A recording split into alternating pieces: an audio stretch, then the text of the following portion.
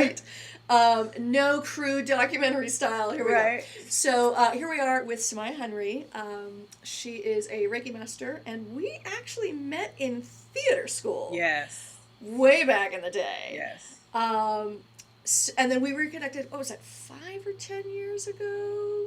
About 5. Yeah.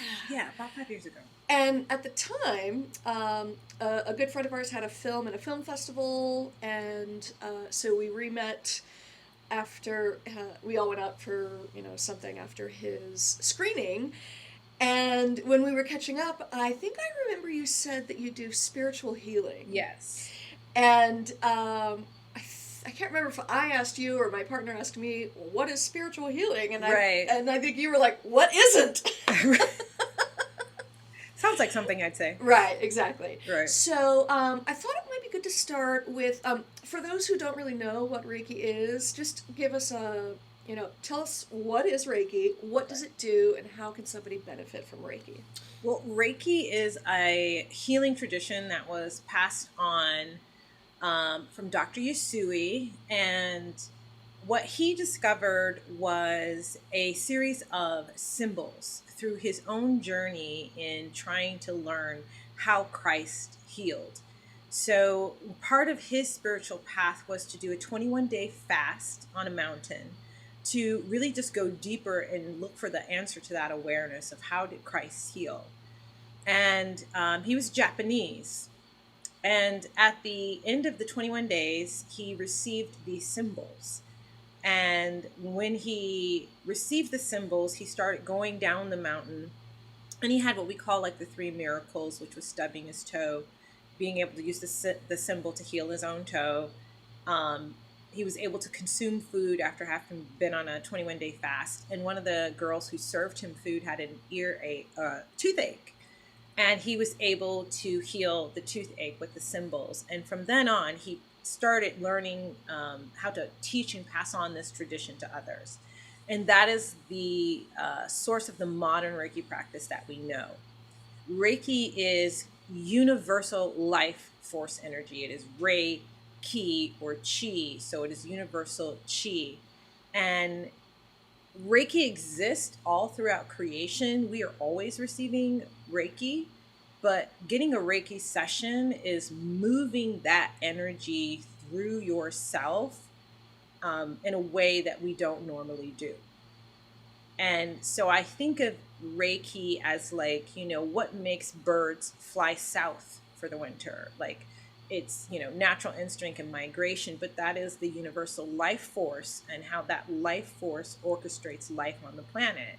What makes your lungs open up and breathe, and to know to do that innately, to take in air. It is all universal force. So when someone is attuned to the symbols, they are capable of harnessing that universal life force through their field and directing it into the recipient. And so that is our modern practice of Reiki. Wonderful. And so you're a Reiki master, yes, and some people are Reiki practitioners. Yes. Can you explain the difference between the two?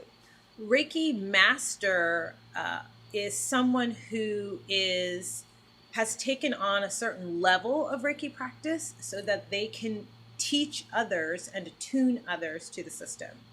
A Reiki practitioner is someone who has taken on the symbols and is capable of moving the energy for someone else. So they're equally capable of providing a session, but they're just not someone who has decided that teaching others how to do that same process is their calling. So it's just a different focus or calling when you've decided, I want to help others be able to do this for themselves and do it for other people as well, and teach them about the practice and what comes up with it.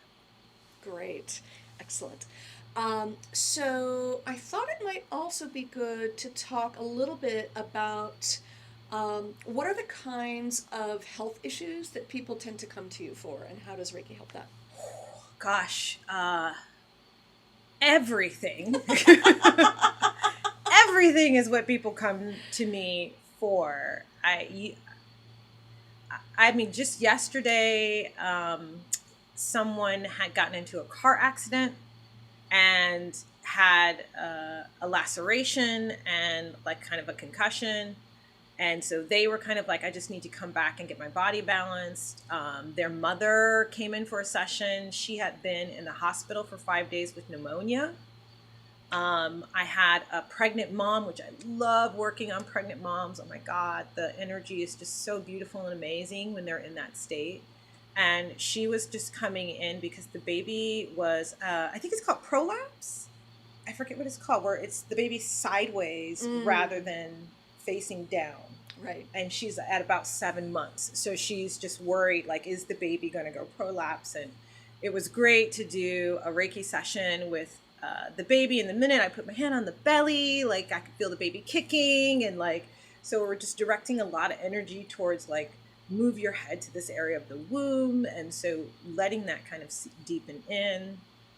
And then I worked on the father who has had a lot of emotional and mental struggles with, you know, being a first-time father and kind of coming out of like being just a guy who can just like play video games all day and having to adjust to the idea that, oh, you're responsible for someone else's life and you've got this woman who's pregnant with your child and you have a relationship with her that you're also responsible for. So mental, emotional, spiritual, physical. Some people come because they're trying to open up their spiritual gifts. They're trying to open up their spiritual awareness of life. They're trying to address stress issues. It's a way to de-stress from work. It's a way to de-stress from, you know, kids and family and caregivers who are caretaking elderly family members who just don't have time to stop and do something for themselves. So mentally, emotionally, they're coming. Physically, they're coming for any issue physically that comes up. I actually have a lot of doctors who come. I don't know why. I've had a particular focus in my practice that I attract doctors, other like homeopathic, or not homeopathic, but allopathic MDs. And what I've found with doctors is a lot of times they're frustrated with the limitation that they're seeing in the medical community and that their spirit and their selves are not being addressed. And so sometimes they're coming because they're looking for a way to wed their spiritual selves into who they are as a healer. Because those are still healers too. They're just a more modern makeup of that. It's a really fascinating thing that I've just kind of witnessed in my own healing practice. Yeah, I'm so glad you brought that up because, you know, in my own journey this past year, I definitely saw the limitations of what allopathic medicine could do for me. Right. Because when I, you know, was diagnosed with, in this order, fibromyalgia, Wow. then depression, then anxiety, then rheumatoid arthritis, Wow. at the time, my primary care physician, you know, just wanted to put me on whatever was the medication of the day that Right. helps both fibromyalgia and depression. And of course, I was in a very dark place, and I didn't feel like I had much ability to really ask, what is this medicine and what is it doing for me? So I took it, and I felt like I was dying. I felt like I just didn't feel alive. I felt like I was just a empty vessel. And so it took actually my partner kind of urging me to take control of that decision and to demand that I not be on something that makes me feel bad. Wow. Yeah, and I'm glad he did that for me, because then I partner. Yeah, I know. we do have that. Yeah, we try to keep each other in check. And so that's when I started, you know, well, and I had already been seeing an acupuncturist for a long time, for various, you know, sort of health maintenance reasons here and there. And this was right in the middle of the pandemic in July, when I had canceled all my medical appointments in person. I had canceled all my massages. I had canceled all my acupuncture visits because I have like a monthly membership there. Right. And it was actually a Google search that I realized that acupuncture can help depression. And so I was like, I have an acupuncturist. What am I waiting for? So I went to him, and that really kind of helped. It helped stop the downward spiral of the thought process. And then I started seeing a naturopath, and so I started realizing how all of these physical, mental, emotional, and spiritual well-being It's all linked. facets, they're all linked. They're all linked. So I'm really glad you talked about how doctors are realizing their own limitations within Western medicine. Absolutely. So I thought it might also be a good idea for you, because you do a lot of things. You do Yeah. so many things. Right. So I know that you do sound healing too. So can you talk a little Yes. bit about what that is and how that helps people? Well, sound healing developed out of my own Reiki practice because you start doing Reiki and it's hands-on healing, and you can have an immensely powerful session just between you and the practitioner and their hands. And as a practitioner myself, as I went into sessions, I kept feeling the need to add more things. And so I would add, ting shot bells to help them kind of like know we're moving on to the next chakra, or crystal bowls to kind of just clear the energy out at the end. And it was a nice sound and they would feel really relaxed. And the more I added, the more was coming out of the sessions. And I think it really took off when I invested in a set of Tibetan bowls, which are the traditional bronze bowls that you see that are hand shaped when people meditate, and they're using them in Buddhist and Hindu spiritual traditions a lot. And I started putting the bowls on the body and like moving and clearing energy through chakras. And I did a class for a friend who wanted to include sound and yoga. And I just played my bowls for her class. And what I saw in the group was the effective sound on their physical body in practice. And so every Reiki session with me now includes sound healing, because sound moves through our bodies in a way that assists the cells to absorb the energy at a deeper level. And so I find that even if you've never received Reiki before and you're nervous and you hear the sound of the crystal bowl or the gong, immediately there's like a dropping even into your body, because those sacred sound resonances produce an instant effect on the physical body. Now, there's a lot of science behind sound healing and its effect, but my perspective has come as a Reiki master and a practitioner who's watching what sound and energy do transformationally in the body and in the person receiving it, and how it moves into their life. Well, and it makes sense because vibrations and water have a very unique Right. relationship. And what are we? 60% water, 70% water, 75% water, right? And then you can see when you put, and I might show it to you later. You can put water in a Tibetan bowl, and when you hit the bowl, you will see just sounding the bowl. All of a sudden, the water starts to bubble, and all you're doing is sounding the bowl. Wow!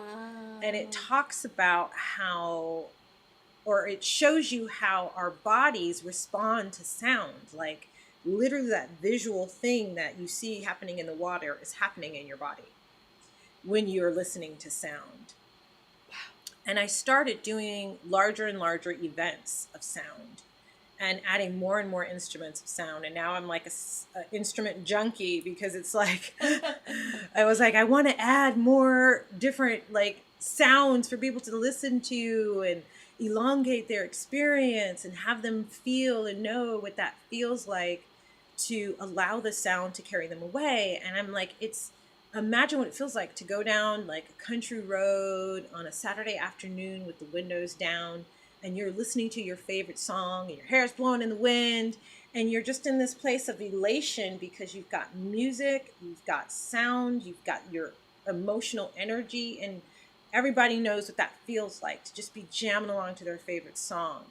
So sound healing takes that to another level, because you're not listening to the manufactured sound that we get through modern recording technology, you're getting more of a raw experience of sacred instruments that resonate at higher frequencies than traditional instruments.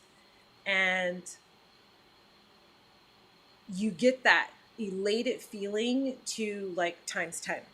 Mm. So typical experience of people going to a sound healing or a sound bath is what a lot of people like to call it, a sound or gong bath. If you're just doing gong, is usually they're able to get into deeper meditative states.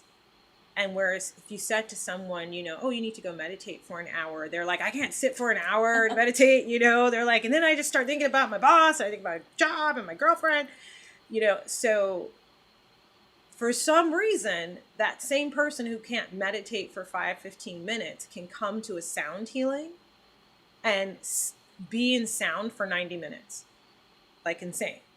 And then they were like, oh, and I started to remember my childhood and how my grandpa used to do this and what felt really great. And, or they just like completely relax and go out. And then you get the snorers. The snorers are always fun because they find they're in like a deep state of relaxation that they normally don't get. And they go right out when they hear sound. And I mean, I'm banging on a gong, like, like I'm like, how can anybody sleep through this sound? But that's because they're having a different response to these types of sounds than if they were just listening to, electric guitar or anything like that.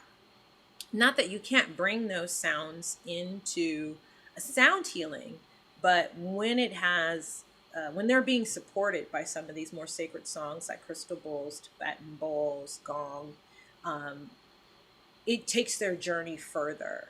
So if I'm like deep in like a really deep vision of being at the ocean because I'm listening to an ocean drum, and then someone plays a little guitar over the top of that, it's like, oh, here's this recognizable sound that I've heard before. And I might go to memories of having heard a guitar and, what did I think about? I might go to my first kiss or something like that. So it really takes people through like a psychological journey, but also there is a physical journey that you take as well as sound moves through the body, because it's all about bringing the frequency of the body's resonance back to wholeness. And it is a state of wholeness to be in sound. Mm. And so that's why I've become just uber passionate about sound and people experiencing sound, and experiencing sound and energy together is one of the most powerful experiences that you can have. So even as a sound healer, as a Reiki master, I'm moving energy through sound, whether you're in a sound bath or whether you're on the table and getting a private session. So it's just one of the most blissful processes I think you could pursue as a self-healing process. That's so great.